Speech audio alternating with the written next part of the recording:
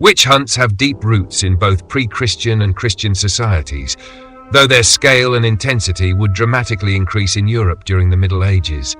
The first recorded European witch hunts took place in the 15th century, driven by a complex interplay of religious, social, and political factors. Before Christianity's rise, many European societies practiced forms of folk magic and revered nature spirits, especially in pagan traditions.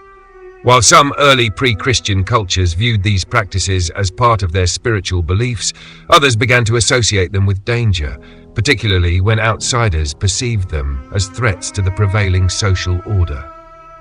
The shift in Europe's religious landscape played a significant role in the witch hunts that would follow. As Christianity spread, it often clashed with these older pagan practices, which were sometimes viewed as heretical or devil-worshipping.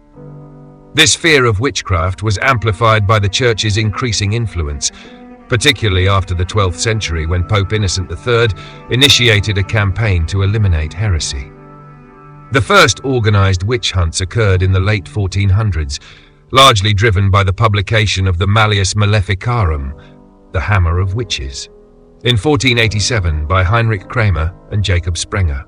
This guidebook provided detailed instructions for identifying, prosecuting, and executing witches, solidifying the belief that witches were servants of the devil. The Church's support for such texts, coupled with rising anxiety over societal instability, exacerbated by plagues, famine, and war, created an environment ripe for witch trials. In this context, a mix of superstition, religious zeal, and fear of the unknown fueled widespread accusations of witchcraft across Europe, ultimately leading to the horrific witch hunts that would claim tens of thousands of lives over the next few centuries. The hunts were often carried out in areas where belief in witchcraft was already strong, especially in rural villages where isolated communities harbored deep superstitions. One such village was Valais, a region in modern-day Switzerland where one of the earliest large-scale witch hunts took place between 1428 and 1447. This persecution began when local authorities, influenced by growing fears of heresy and sorcery, launched a series of trials that resulted in dozens of executions. The Valais witch trials marked a turning point in the European perception of witchcraft. Unlike previous isolated accusations, these trials involved coordinated efforts between local councils and the Church, setting a precedent for later witch hunts. Accusations often stemmed from personal vendettas, economic rivalries, or scapegoating during times of crisis. The accused, often women but also some men, were tortured until they confessed to supernatural crimes, such as summoning storms, causing disease, or engaging in pacts with the devil. Another significant early case was the trial of Alice Keitler in 1324 in Kilkenny, Ireland. Keitler, a wealthy noblewoman, was accused of witchcraft by her stepchildren, who resented her influence and inheritance. The charges against her included practicing sorcery, sacrificing animals to demons, and using magic to seduce and poison her husbands. This trial was notable for being one of the first recorded instances where an accused witch was linked to the concept of a demonic pact, a theme that would dominate later European and American witch hunts. Though Keitler managed to flee to England, her servant, Petronilla de Meath, was tortured into confessing and subsequently burned at the stake, making her one of the first known executions for witchcraft in Europe. The Valais trials and the case of Alice Keitler demonstrated how witch hunts were often fueled by local disputes, religious anxieties, and societal fears. These early persecutions laid the groundwork for the mass hysteria that would engulf Europe and eventually the American colonies. The fear of witchcraft crossed the Atlantic with European settlers, who brought with them to the New World the same anxieties and superstitions that had fueled the witch hunts in Europe. While indigenous cultures had their own spiritual beliefs and practices, European colonists imposed their fears onto unfamiliar lands. One of the first recorded cases of witchcraft accusations in the Americas occurred in Mexico in 1536, during the Spanish Inquisition's expansion into the colonies. A woman named Marina de San Miguel, a Spanish settler, was accused of practicing witchcraft and engaging in forbidden magical rituals. Though her case was not as widely known as later trials, It demonstrated how colonial authorities extended European fears of sorcery to the New World. By the early 1600s, witch trials became more prominent in the English colonies, particularly in New England. One of the earliest and most notable cases was the Hartford Witch Panic of 1662 in Connecticut. This lesser-known but significant event predated the infamous Salem trials by 3 decades and resulted in the execution of several individuals. The panic began when a young girl, Elizabeth Kelly, fell mysteriously ill and claimed to be tormented by supernatural forces. The first person accused was an older woman named Rebecca Greensmith, who, after enduring harsh interrogations and possible torture, confessed to practicing witchcraft alongside her husband, Nathaniel. Both were executed, and their deaths fueled widespread hysteria in the colony. The Hartford trials reflected the same patterns seen in European witch hunts. Accusations often arose from personal grievances, unexplained misfortunes, and deep-seated fears of the devil's presence in everyday life. Unlike in Europe, however, these trials took place in smaller, tightly knit communities, where religious fervor and Puritan ideals played a central role in governance. As more settlements emerged throughout North America, the fear of witches would continue to spread. The Hartford Panic set the stage for the infamous trials that would come decades later, as paranoia, religious extremism, and social tensions reached a breaking point in the colonies. Across the Americas, several spiritual movements and religious revivals coincided with the fear of witchcraft. One of the more notable movements in North America was the rise of Puritanism. The Puritans were a strict Protestant sect that emerged in England during the late 16th century, seeking to purify the Church of England from remnants of Catholic influence. They believed in a literal interpretation of the Bible, divine predestination, and a rigid moral code that governed every aspect of life.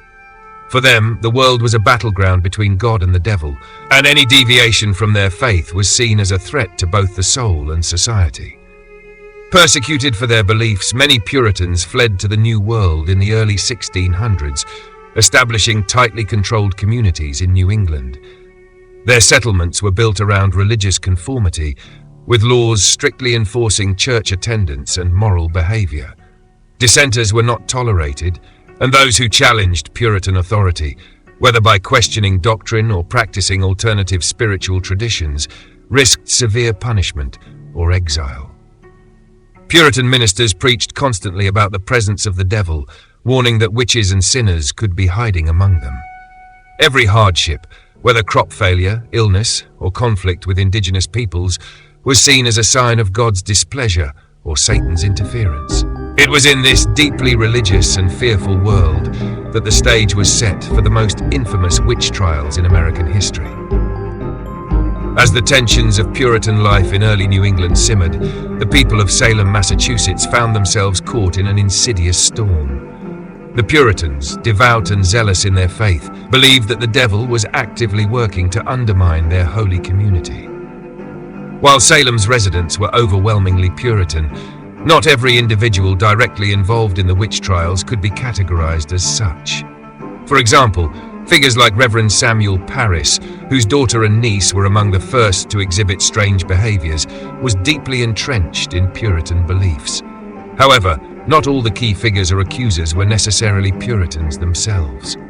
Salem's witch trials began in earnest in 1692, after a group of young girls led by Elizabeth Parris, Reverend Parris's daughter, and her cousin Abigail Williams exhibited bizarre behavior that included fits, convulsions, and unexplained outbursts. The young girls, some of whom were in their early teens, were soon joined by others, all claiming to be under the influence of witchcraft. Their accusations spread like wildfire, and soon the entire community was engulfed in the frenzy. The first to be accused was Tituba, a slave woman from the West Indies who worked in the Parris household. Tituba, who likely felt the pressure of her marginalized status in the Puritan society, confessed to practicing witchcraft. Her confession, though likely coerced, described fantastical tales of worshipping the devil, further intensifying the paranoia.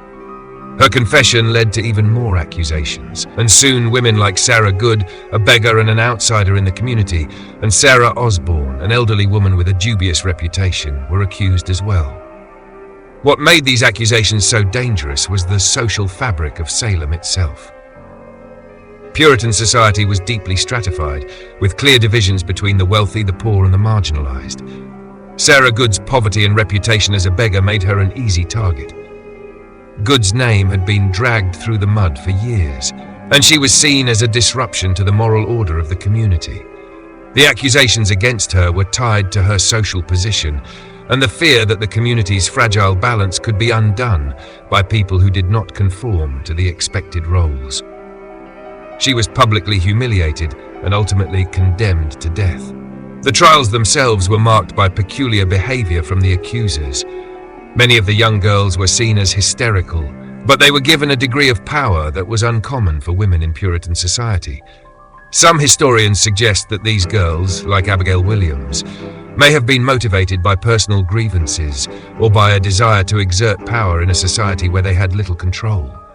Abigail Williams, for example, was a niece of Reverend Parris, but her position as a teenager in a deeply patriarchal society might have left her vulnerable to feelings of powerlessness. As the trials progressed, Abigail accused multiple individuals, some of whom were significant members of the community, leading to widespread panic. Reverend Samuel Parris, a central figure in the trials, found himself swept up in the hysteria. His role as a minister, deeply aligned with Puritan orthodoxy, meant that his voice carried significant weight in Salem. His own daughter, Elizabeth, and niece Abigail were at the heart of the initial accusations. As the trials continued, Parris became more entrenched in his support of the proceedings, believing that the trials were a sign of divine intervention. However, over time, some of the most ardent supporters of the trials, like Judge Samuel Sewell, would later express deep regret, acknowledging their role in the death of innocent people. The role of Puritan ministers, like Cotton Mather, cannot be understated. While Mather wasn't directly involved in the Salem witch trials, he supported them initially. He believed in the reality of witchcraft and was a prominent voice in a community that struggled to maintain its strict religious order. Mather's writings would later be used to justify the trials, and his stance demonstrated the extent to which Puritanism was woven into the very fabric of Salem's witch hunt. By the end of the trials in 1693, over 200 people had been accused of witchcraft. Of these, 20 were executed, including 19 who were hanged, and one man, Giles Corey, who was pressed to death with large stones for refusing to enter a plea. What began as a small local issue spiraled into a community-wide catastrophe that left permanent scars on Salem. In the aftermath, many of those who had been involved in the accusations or trials would later seek redemption, but the damage had been done. However, the legacy of the Salem witch trials did not end with the trials themselves. Their influence stretched into other regions, igniting further witch hunts in the New England colonies. One of the most infamous of these was the Hartford witch trials in Connecticut, which unfolded just a few years after the Salem trials. While the Hartford trials were not as extensive as Salem's, they were marked by many of the same elements: fear, superstition, and the desire for scapegoats in a deeply religious and tumultuous period. The trials were heavily influenced by the ongoing hysteria that had gripped the entire region. The similarities between the Salem trials and Hartford's trials were unmistakable, from the accusations of witchcraft to the use of spectral evidence, and they shared many of the same key figures, Puritan ministers and influential community members, whose actions fueled the witch hunts. In 1662, long before the more famous Salem events, the first witch trials in Hartford began when a woman named Olse Young was hanged, making her the first person executed for witchcraft in Connecticut. But it wasn't until the 1690s, after Salem, that the Hartford trials intensified, with some individuals accused of witchcraft being brought to trial in a climate of renewed fear. This period was a culmination of decades of increasing paranoia, and the community was ready to believe that witches lurked in every corner. One of the most notable figures in the Hartford trials was the accusation against an elderly woman named Mary Johnson. Mary, who had been an accused witch in Salem, was charged again in Hartford after an outbreak of illness. Her case became infamous, not only for the accusations but also for her background as a former servant who had experienced personal misfortune. Her standing in the community was already tenuous, and she was easy prey for those looking for someone to blame for the unexplained miseries that plagued the region. Mary Johnson's trial was marked by the use of witness testimony that echoed the same spectral evidence seen in Salem. The accusers claimed to have seen her spirit tormenting them, a claim that carried significant weight in a society already in the grip of mass hysteria. As in Salem, personal vendettas and social divides played a role in these trials. The desperation for justice, or perhaps simply for someone to blame, led to a conviction, and Mary Johnson was sentenced to death. Another trial that became infamous during this period was that of a woman named Elizabeth Clawson. Clawson, like many others, was accused of witchcraft after a series of strange events, including crop failures and unexplained deaths in the community. The pressure for the community to find someone to blame was mounting, and Clawson, like other women before her, became a target for the fear and paranoia that had swept through Hartford. Her trial, which involved many of the same tactics seen in Salem, ended in her execution. Though the Hartford trials did not reach the scale of the Salem witch trials, their timing and the lingering effects of Salem's events made them infamous. Connecticut, like Salem, was left to reckon with the devastation of its witch hunts. In the years that followed, the courts began to discredit the trials, and many of the people who had been accused or involved in the prosecutions would later reflect on their role in the tragic consequences that followed. As the 17th century gave way to the 18th, the fervor for witch hunts began to subside. In the years following the Salem witch trials, smaller events and trials continued to occur, but none reached the scale of Salem. Over time, these trials contributed to a shift in societal attitudes. The public began to question the validity of spectral evidence, the reliability of witnesses, and the very premise that witches were responsible for the ills and misfortunes of the community. The final witch trial in New England, held in 1697, involved a woman named Sarah Updike, who had been accused of witchcraft after an illness spread through her community. Though not as sensational as Salem, the case still carried the same tragic echoes of suspicion and fear. The trial was notably less widespread in its panic, and some of the local ministers involved began to voice doubts about the validity of the accusations. Sarah Updike's trial was not marked by the usual hysteria or mass accusations, but it was a crucial moment in the decline of witch hunts.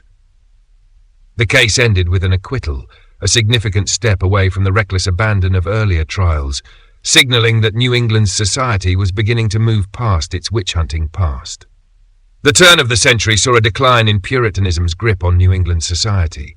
Puritanism, once a dominant religious and social force, began to lose power as Enlightenment thinking took hold. The rise of scientific inquiry, rationalism, and individual rights slowly eroded the Puritan worldview. As skepticism towards supernatural explanations grew, so did the realization that the witch trials were not only unjust but deeply damaging. The legacy of Salem and similar trials became a cautionary tale of mass hysteria, religious extremism, and the dangers of unchecked power. Though Puritanism as a religious and political force diminished, its impact continued to resonate. The witch trials left a scar on the region's history, but they also contributed to the development of a more secular legal system. Over time, laws began to evolve, ensuring greater protections for accused individuals and recognizing the importance of due process. In modern times, Salem has been transformed from the site of horror to a place of tourism and historical reflection. Every year, visitors flock to the town, drawn by its dark history.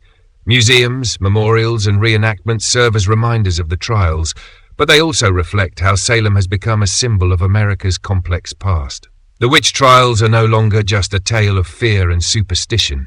They are a part of the cultural fabric that continues to captivate the imagination. Yet, while Salem's history is often romanticized or villainized in films and media, where witches are either portrayed as sinister villains or misunderstood heroines, there remains an enduring fascination with the occult and the supernatural.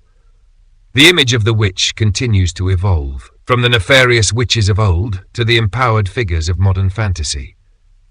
Despite the centuries of persecution and distortion, magic, whether in the form of rituals, belief systems, or cultural practices, has never truly disappeared. It exists in myriad forms, still revered by some, still feared by others, and still present in the world today. Thank you for watching. For more content like this, please like and subscribe to help this channel grow.